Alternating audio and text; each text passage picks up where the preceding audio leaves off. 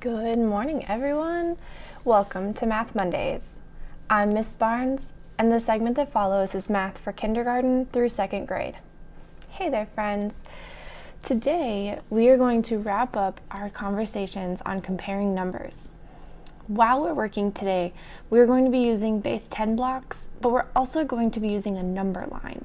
We made a number line several weeks back, but if you don't have one, that's okay. Find a piece of paper, fold it in half, put a line through the middle, and mark it at 0, 5, and 10. Okay? So today, as we are talking, our objective is I can use reasoning to compare numbers. Now what that means is that you're going to see some problem solving, and we're going to have to use our thinking brains in order to get to the answer. So take a minute now, and let's get ready to learn. All right, here's our first problem. Remember, when we see a word problem, we should read it from start to finish before we try to do any math with it. So let's read this problem from start to finish. 3 friends wrote a number on paper. Paul wrote a number that is greater than Nicole's number and smaller than Tina's number. Nicole's number is 42. Tina's number is 44. What is Paul's number? So that's our first problem today, and you'll see on the right side of the screen that I have the base 10 blocks ready for us if we need them. But before we do that, we need to do a lot of talking about what this problem says. So I'm going to pull out my highlighter tool, and let's go through and read each sentence and decide if we need to do anything math related with that sentence. So let's start from the beginning. 3 friends wrote a number on paper. Does that tell you how we're going to do the math? Does that give you any clue as to what we should calculate or an answer we should find? I don't think so. But what it does tell us is that we are going to have 3 things to compare because we have 3 friends. Okay? So I am going to note that by down here, I'm just going to put 3 lines so that I know I will have 3 numbers at the end. Now let's read the next sentence. Paul wrote a number that is greater than Nicole's number and smaller than Tina's number. And that's where the sentence ends, so that's where we'll stop. But we're actually going to break this sentence down into 2. So we're going to break it down into what's before, change to my highlighter, sorry about that, what's before the word and then what's after the word and. And the reason why we're doing that is because we have 2 pieces of information in this sentence. So let's talk about the first one. The first part says Paul wrote a number that is greater than Nicole's. So we know we have 3 friends. One of them is named Nicole. One of them is named Paul. So now what we have to do is we have to decide where on our lines do these names go. Well, this says Paul wrote a number that is greater than Nicole's number. So we talked last week about the number that is greater being on the right. Keep that in mind as we're working today. The second part of the sentence says that it's smaller than Tina's number. So the third friend's name is Tina. Now we have to decide which order these names go in. So I'd like you to imagine that these names are on a number line. Switch back to black here. So I'm going to make these 3 lines into one number line. Okay? And remember, when we're looking at a number line, the number on the left is always the smallest. So if you think about the number line from 0 to 10, the number line starts at 0 on the left and goes to 10 on the right. So here, we know on a number line that numbers that are smaller are on the left, and numbers that are larger are on the right.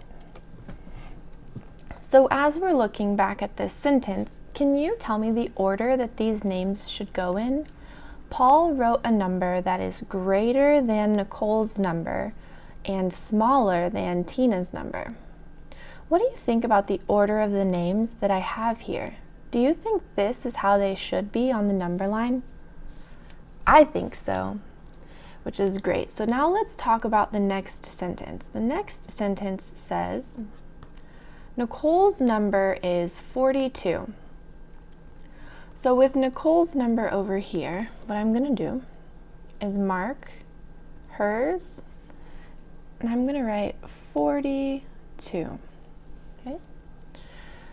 Now we do Tina's. Tina's number is 44.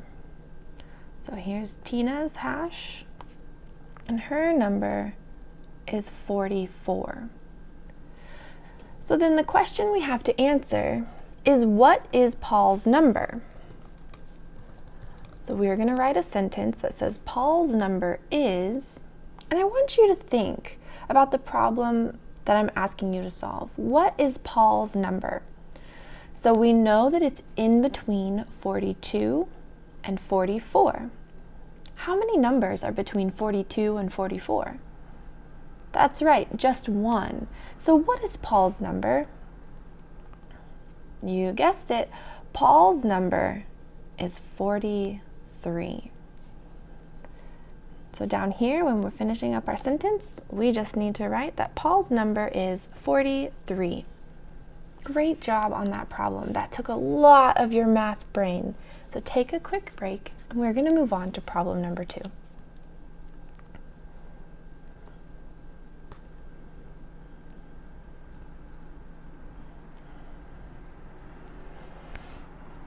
All right, are you ready? Here's one for you to try. This one says, Mary has 21 red ribbons. She has 12 yellow ribbons.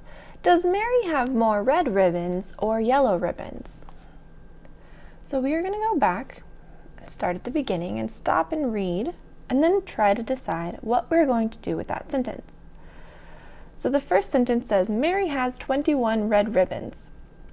So down here, what I'm going to do is write the number 21. Then it says she has 12 yellow ribbons. We're going to stop there. So now I'm going to write on the right side of my screen the number 12. And the question we have to answer is, does Mary have more red ribbons or yellow ribbons? And so the sentence that will answer that question is, Mary has more blank, because we don't know which color yet, ribbons. And we will use our reasoning in order to solve this problem. So you tell me, should we use a number line here, or should we use base 10 blocks? I agree, it would be easier to use base 10 blocks to compare these two numbers. So on the left side here, we have the number 21. What do you know about that number? How many tens rods should I use, and how many ones cubes should I use? If you said 2 10 rods, you're absolutely correct. So I'm going to drag 2 tens rods over here. And then I just need 1 unit cube. There's my 1 unit cube. Now let's look at 12. And you maybe have already solved this problem. We've been working a couple weeks on this concept. How many tens rods do I need to pull in order to model the number 12? Well, 12 has 1 10 and 2 ones. Now we have to compare. So when I pull my highlighter tool out, you'll see on the left side, 21 has 2 tens and 12 only has 1. So which color ribbon does Mary have more of, red or yellow? That's right, she has more red ribbons. So down here, I'm just going to write, Mary has more red ribbons. And that solves our problem. Great job. We have time for one more question. So let's go ahead and look at the next one. The next question says, Adam writes a number. The number is greater than 50 and less than 54. What numbers could Adam have written? So there's a couple pieces of information here. Adam writes a number. We don't really need that in order to do math. We just need to know that he has a number. But this middle sentence has all the information we need in it. So the first part says the number is greater than 50. The second part of the sentence says and less than 54. So we could do a couple things here in order to compare these quantities. I think this time we should use a number line. And we're going to use a number line because this question is asking for all of the possible answers we could get. What numbers could Adam have written? That means we need all of the possible numbers that he could have written. So on the screen here, I'm going to draw another number line. So here's a not straight number line. And we know that the number is greater than 50. So the number on the left here, we can put as 50 because that's the smallest the number could be. It's definitely greater than 50. And then on the right side, we're going to put the number 54 because that's the largest the number could be. Now your job today is to tell me what numbers are between 50 and 54. So remember, you can share your work with me on Twitter, and I can't wait to see what you have come up with. It was my pleasure having you in class today. Have a great winter break, and I'll see you in January.